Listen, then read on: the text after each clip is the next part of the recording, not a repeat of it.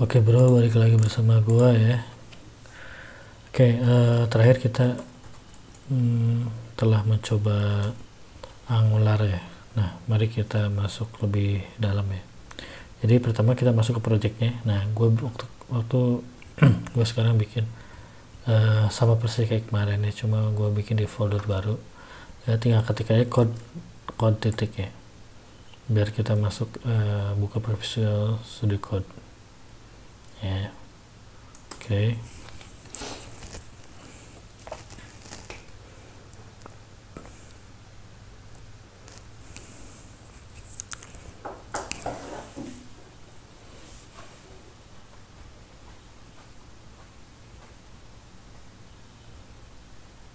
Nah, ya. Ini adalah tampilan dari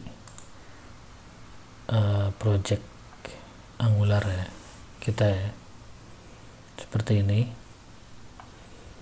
ya. Jadi gue ceritain tentang apa ya. Nih, oh ini dulu deh, package.json. Jadi file package.json ini adalah file yang isinya apa ya, konfigurasi tentang Angular ya. Kayak di sini ada script ng gitu kan, ng-serve. Nah, ini maksudnya ng-serve itu bisa digantikan dengan npm start ya. Contohnya kayak gini nih, npm start ya. Itu sama persis dengan ng-serve. Kita coba aja, tahu kan ya, persis tuh ng-serve. Jadi ini bakal ngeran hal yang sama ya dengan ng-serve. Oke, kita pelan-pelan ya. Ayo keluarlah bro.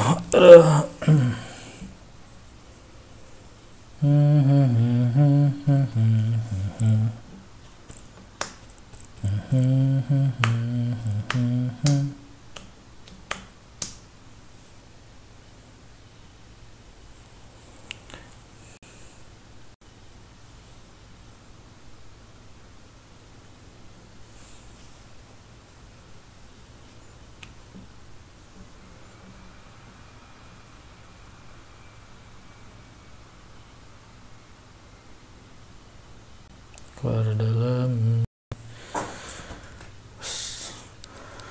aku.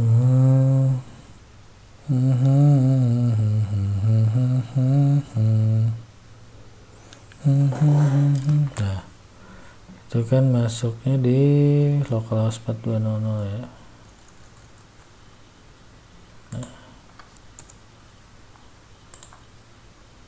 Nah, oke, sama ya, sama persis ya.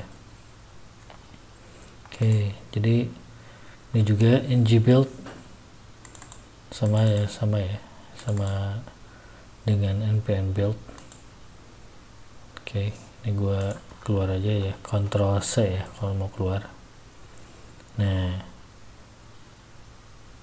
oke, ini juga ada beberapa dependencies ya yang dipakai oleh Angular ya. Animation, ini ada versinya, dan mungkin bisa beda ya dengan versi yang ada pada teman-teman. Angular Common, Angular Common, Compiler, Core, Forms, nah. Bisa Direct.js, TestLib. Oke. Lalu ini ada Compiler, Jasmine, Karma. Nah, Karma ini berhubungan dengan testing ya. Kita nggak akan bahas itu. Lalu ini ada TypeScript ya. TypeScript itu hal yang cukup penting lah di Angular. Lalu ada juga tsconfig.json. Nah, ini berbagai macam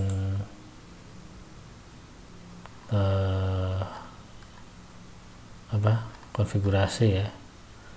Nah biasanya yang perlu kita cek ini adalah ini nih, ini outdir nih. Outdir ini ketika mengcompile ya, dia nyimpan di sini nih, di disk nih. Paling itu aja yang perlu kita ketahui. Lalu kalau ada apa lagi nih yang perlu tuh, karma itu berhubungan dengan testing, kita nggak urus, cuekin aja. Lalu file angular.json. Angular.json ini paling kita ini perhatikan aja file ini berhubungan dengan styles.css ya. Kalau ada file styles kita simpan di sini. Lalu kita masuk kemana lagi? Oke sih, itu kita nggak terlalu banyak masuk situ. Nah yang paling perlu kita perhatiin adalah ini, main.ts ya. Jadi ketika jadi Angular tuh pertama akan ngecek ini ya, file main.ts ya. Dia akan ngimport app module ya, lihat tuh, app module ya. Terus akan di bootstrap dia, terus dia platform browser dynamic ya. Lalu dari sini dia akan masuk ke app module sini ya, masukkan ngebaca ini. Nah yang penting itu di sini adalah lihat nih kan ada app komponen ya. Nah di sini ada deklarasi, ada import, ada provider. Nah declaration ini khusus untuk nyimpen komponen-komponen ya. Jadi apa-apa yang nanti ada tulisan komponen apa akan disimpan di sini. Nah sedangkan kalau di imports ini khusus untuk yang ada modul-modulnya, bla bla bla modul, bla bla. Ada kata-kata modulnya nanti dimasukin sini. Nah kalau provider sini untuk styles ya, CSS di sini. Nah sedangkan untuk ini bootstrap app komponen ini nggak di otak-atik ya, kayak gini aja. Nah dari app module itu kita ke ini nih, ke app komponen.ts. Nah di sini kita baru ngerujuk dia ke HTML ya, baru di sini kan logiknya, lalu dia nanti akan membaca ke komponen.html ini ya, lalu ini akan ditampilkan kan dengan ini CSS yang khusus untuk app komponen. Jadi CSS yang khusus untuk ini aja. Oke. Nah kalau sedangkan file.spec.ts ini adalah untuk testing ya. Nah kita nggak urus ya, kita nggak masuk ke wilayah testing ya, nggak perlu lah. Oke. Jadi begitu ya, secara singkat alurnya. Apalagi ya, oh ya nih teman-teman nih,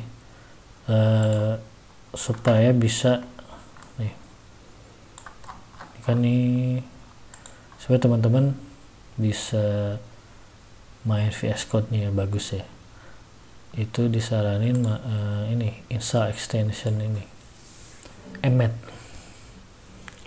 ya.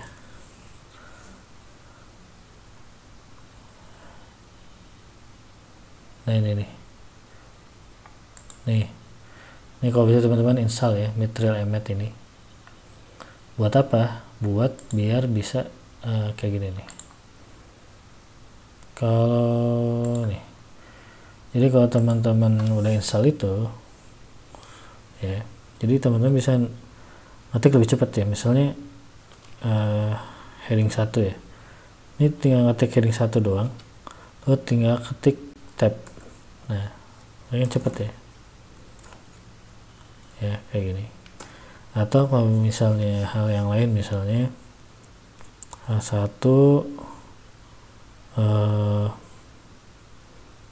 kelas, misalnya kelas Agung misalnya, nah tinggal tab langsung kayak gini ya. Lalu apalagi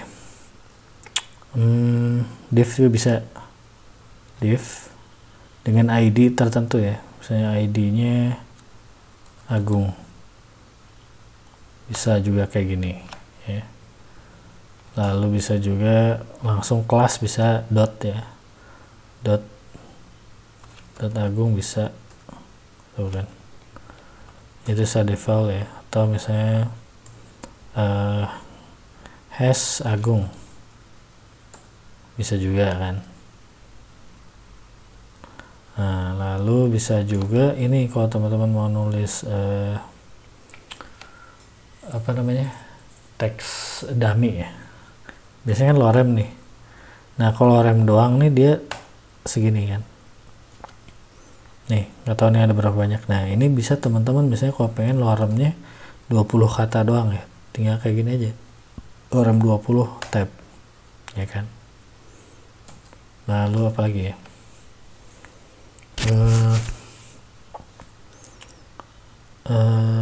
ya kayak gitu. Oh ya ini kalau mau bikin boilerplate HTML ya, tinggal tanda seru lalu tab, nah kan muncul ya boilerplate. Oke.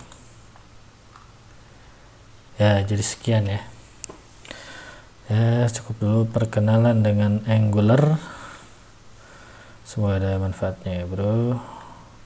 Sampai jumpa kembali.